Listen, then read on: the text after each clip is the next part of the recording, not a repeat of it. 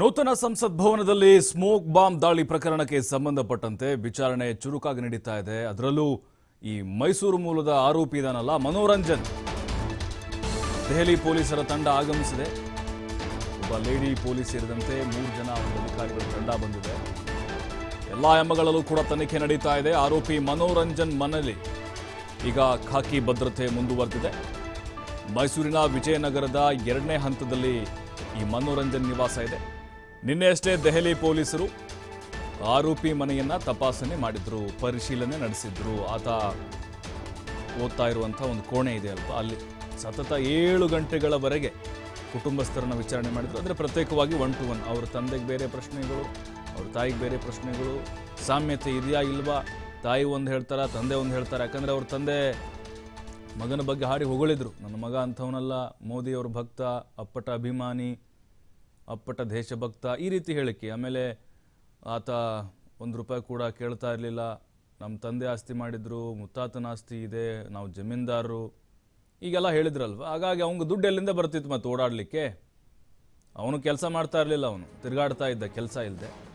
ಅವನಿಗೆ ಟ್ರಾನ್ಸಾಕ್ಷನ್ ಎಲ್ಲಾದರೂ ಆಗಿದೆಯಾ ಎಲ್ಲವನ್ನ, ಬ್ಯಾಂಕ್ ಡೀಟೇಲ್ಸು, ಆಮೇಲೆ ಅವನ ರೂಮಲ್ಲಿರುವಂಥ ಪುಸ್ತಕಗಳು, ಕ್ರಾಂತಿಕಾರಿ ಪುಸ್ತಕಗಳನ್ನು ಓದ್ತಾ ಇದ್ದ ಅವನು. ಈ ಚಿಗುಬೇರ, ಅದರ ಜೊತೆಗೆ ಮತ್ತೆ ಭೂಗತ ಪಾತಕ್ಕೆ ದಾವೂದ್ ಇಬ್ರಾಹಿಂ ಹಿನ್ನೆಲೆ, ಈ ರೀತಿ ಕೆಲವೊಂದಿಷ್ಟು ವಾರ್ ಆಫ್ ಇಂಡಿಯಾ, ಇವೆಲ್ಲ ಪುಸ್ತಕಗಳನ್ನು ಓದ್ತಾ ಇದ್ದ ಅವನು. ಹಾಗಾಗಿ ಆತನ ಮನಸ್ಥಿತಿ ಹೇಗಿತ್ತು, ಮನೇಲಿ ಹೇಗಿರ್ತಾ ಇದ್ದ, ಯಾವುದಾದ್ರೂ ಸಂಘಟನೆಯಲ್ಲಿ ಗುರುತಿಸ್ಕೊಂಡಿದ್ದ ಅಥವಾ ಯಾವುದಾದ್ರೂ ರಾಜಕೀಯ ಪಾರ್ಟಿಲಿ ಆತ ಕಂಡು ಬಂದಿದ್ದ, ಯಾವುದಾದ್ರೂ ಪಾರ್ಟಿ ಸಮಾವೇಶಗಳಲ್ಲಿ, ಕಾರ್ಯಕ್ರಮಗಳಲ್ಲಿ, ಎಲ್ಲ ಮಾಹಿತಿಯನ್ನು ದೆಹಲಿ ಪೊಲೀಸರು ಕಲೆ ಹಾಕ್ತಾ ಇದ್ದಾರೆ.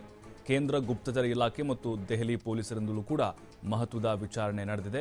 ಎಲ್ಲ ದಾಖಲೆಗಳನ್ನು ಸಂಗ್ರಹಿಸಿದ್ದಾರೆ ಈಗ ದೆಹಲಿ ಪೊಲೀಸರು. ಮನೋರಂಜನ್ ರೂಮ್ನಲ್ಲಿದ್ದಂತಹ ಪುಸ್ತಕ ಹಾಗೆ ಕಡತಗಳನ್ನು ವಶಕ್ಕೆ ತೆಗೆದುಕೊಂಡಿದ್ದಾರೆ.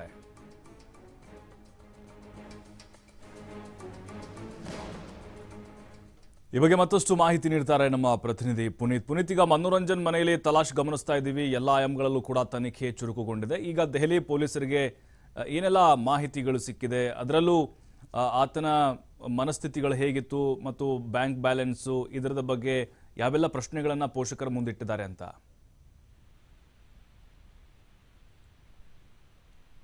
ಈಗಾಗಲೇ ಏನು ಸಂಸತ್ಗೆ ನುಗ್ಗಿದಂತಹ ಒಂದು ಪ್ರಕರಣ ಏನಿತ್ತು, ಈ ಒಂದು ಪ್ರಕರಣಕ್ಕೆ ಸಂಬಂಧಪಟ್ಟಂತೆ ತನಿಖೆ ಚುರುಕುಗೊಂಡಿರ್ತಕ್ಕಂಥದ್ದು.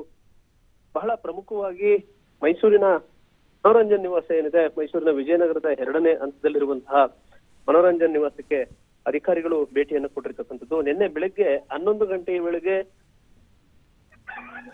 ಮನೋರಂಜನ್ ನಿವಾಸಕ್ಕೆ ಭೇಟಿ ಕೊಟ್ಟಂತಹ ಅಧಿಕಾರಿಗಳೇನಿದ್ದಾರೆ ಅವರೆಲ್ಲರೂ ಕೂಡ ಸಂಪೂರ್ಣವಾಗಿ, ಅಂದ್ರೆ ಏನು ಮನೋರಂಜನ್ ಅವರ ತಂಗಿಯವರು ಇರಬಹುದು, ಜೊತೆಗೆ ಅವರ ತಂದೆ ತಾಯಿ, ಇವರೆಲ್ಲರನ್ನೂ ಕೂಡ ವಿಚಾರಣೆಗೊಳಪಡಿಸುವಂತ ಒಂದು ಕೆಲಸವನ್ನು ಮಾಡಿದ್ರು. ಜೊತೆಗೆ ಮನೆಯನ್ನ ಸಂಪೂರ್ಣವಾಗಿ ತಪಾಸಣೆ ಮಾಡ್ತಕ್ಕಂಥ ಕೆಲಸವನ್ನು ಕೂಡ ಮಾಡಿದ್ರು. ಯಾಕೆಂತ ಹೇಳಿದ್ರೆ ಮನೋರಂಜನ್ ಅವರ ಒಂದು ಅಭ್ಯಾಸ ಏನಿರ್ತಿತ್ತು, ಜೊತೆಗೆ ಆತ ಅಧ್ಯಯನ ಮಾಡ್ತಿದ್ದಂತಹ ಪುಸ್ತಕಗಳೇನಿದ್ವು, ಇವೆಲ್ಲವೂ ಕೂಡ ಸಾಕಷ್ಟು ಅನುಮಾನಗಳನ್ನ ಹುಟ್ಟಿಸಿದಂತಹ ಒಂದು ಅಂಶವಾಗಿತ್ತು. ಈ ಒಂದು ಹಿನ್ನೆಲೆಯಲ್ಲಿ ಕೇಂದ್ರ ಗುಪ್ತಚರ ಇಲಾಖೆ ಇರಬಹುದು, ಜೊತೆಗೆ ದೆಹಲಿಯ ಪೊಲೀಸರು ಮನೋರಂಜನ್ ಮನೆಗೆ ಆಗಮಿಸುವ ಮುಖಾಂತರ ತನಿಖೆಯನ್ನ ಮಾಡಿದ್ರು. ಇನ್ನು ಮುಖ್ಯವಾಗಿ ಮನೋರಂಜನ್ಗೆ ಸಂಬಂಧಪಟ್ಟಂತಹ ಪುಸ್ತಕಗಳಿರಬಹುದು, ಜೊತೆಗೆ ಏನು ಆತ ಬಳಸ್ತಿದ್ದಂತಹ ವಸ್ತುಗಳೇನಿದ್ವು ಇವೆಲ್ಲವನ್ನು ಕೂಡ ಗಮನಿಸೋದ್ರ ಜೊತೆಗೆ ಮನೋರಂಜನ್ ರೂಮ್ ನಲ್ಲಿದ್ದಂತಹ ಪುಸ್ತಕಗಳು, ಜೊತೆಗೆ ಮನೋರಂಜನ್ಗೆ ಸೇರಿದಂತಹ ಎಲ್ಲಾ ಕಡತಗಳನ್ನು ಕೂಡ ತೆಗೆದುಕೊಂಡು ಹೋಗುವಂತ ಒಂದು ಕೆಲಸವನ್ನ ಮಾಡಿದ್ರು. ಈ ಸಂದರ್ಭದಲ್ಲಿ ಅವರಿಗೆ ಮೈಸೂರಿನ ವಿಜಯನಗರ ಪೊಲೀಸರು ಕೂಡ ಸಹಕಾರವನ್ನು ನೀಡಿರ್ತಕ್ಕಂಥದ್ದು. ಆದ್ರೆ ಇಲ್ಲಿ ಏನೆಲ್ಲ ತನಿಖೆಗಳನ್ನ ಮಾಡಿದ್ದಾರೆ, ಏನೆಲ್ಲ ಪ್ರಶ್ನೆಗಳನ್ನ ಮಾಡಿದ್ದಾರೆ, ಈ ಒಂದು ಮಾಹಿತಿಯನ್ನ ಮಾತ್ರ ಬಿಟ್ಟುಕೊಡುವಂತಹ ಕೆಲಸವನ್ನ ಮಾಡಿಲ್ಲ. ಬದಲಿಗೆ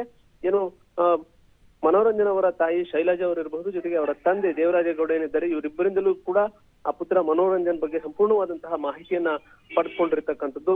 ಯಾಕೆಂತ ಹೇಳಿದ್ರೆ 2ನೇ ಆರೋಪಿ ಆಗಿರುವಂತಹ ಮನೋರಂಜನ್ ಮೈಸೂರು ಭಾಗದಲ್ಲೂ ಕೂಡ ಏನಿಲ್ಲಿಗೆ ಸಾಗರ್ ಶರ್ಮಾ ಅನ್ನೋರು ಕೂಡ ಬಂದಿದ್ದಂತಹ ಸಂದರ್ಭದಲ್ಲಿ ಎಲ್ಲೆಲ್ಲ ಉಳಿದುಕೊಂಡಿದ್ರು, ಜೊತೆಗೆ ಎಲ್ಲೆಲ್ಲ ಓಡಾಟವನ್ನು ಮಾಡಿದ್ರು, ಇದ್ರ ಬಗ್ಗೆ ಮಾಹಿತಿಯನ್ನ ತೆಗೆದುಕೊಳ್ಳೋದ್ರ ಜೊತೆಗೆ ಅವರ ಕಾಲ್ ರಿಜಿಸ್ಟರ್ ಅನ್ನು ಕೂಡ ಅಂದ್ರೆ ಕಾಲ್ ಹಿಸ್ಟ್ರಿಯನ್ನು ಕೂಡ ಗಮನಿಸ್ತಕ್ಕಂಥದ್ದು ಇರಬಹುದು. ಜೊತೆಗೆ ಅವರು ಖರ್ಚು ವೆಚ್ಚಕ್ಕಾಗಿ ಬಳಸ್ತಿದ್ದಂತಹ ಹಣ ಯಾವ ಮೂಲದಿಂದ ಬರ್ತಾ ಇತ್ತು, ಇದ್ರ ಬಗ್ಗೆಯೂ ಕೂಡ ಮಾಹಿತಿಯನ್ನು ತೆಗೆದುಕೊಳ್ಳೋದ್ರ ಜೊತೆಗೆ ಬ್ಯಾಂಕ್ ನ ಹಿಸ್ಟ್ರಿಯನ್ನು ಕೂಡ ಪತ್ತೆ ಹಚ್ಚುವಂತಹ ಒಂದು ಕೆಲಸವನ್ನು ಕೂಡ ಮಾಡಿರ್ತಕ್ಕಂಥದ್ದು. ನಿನ್ನೆ ಸತತವಾಗಿ 7 ಗಂಟೆಗಳ ಕಾಲ ಈ ಒಂದು ತನಿಖೆಯನ್ನ ಮಾಡಿದಂತಹ ಅಧಿಕಾರಿಗಳು ಮನೋರಂಜನೆಗೆ ಸೇರಿದಂತೆ ಎಲ್ಲ ವಸ್ತುಗಳು ಕೂಡ ತೆಗೆದುಕೊಂಡು ಹೋಗಿರ್ತಕ್ಕಂಥದ್ದು. ಹೀಗಾಗಿ ಇವತ್ತು ಕೂಡ ಅವರ ಮನೆಗೆ ಪೊಲೀಸ್ ಕಾವಲನ್ನು ಮುಂದುವರಿಸಲಾಗಿದೆ. ತನಿಖೆಯು ಕೂಡ ಎಂದಿನಂತೆ ನಡೀತಾ ಇರತಕ್ಕಂಥದ್ದು. ಪ್ರಭು, ಥ್ಯಾಂಕ್ ಯು ಪುನೀತ್ ತಮ್ಮೆಲ್ಲ ಮಾಹಿತಿಗೆ.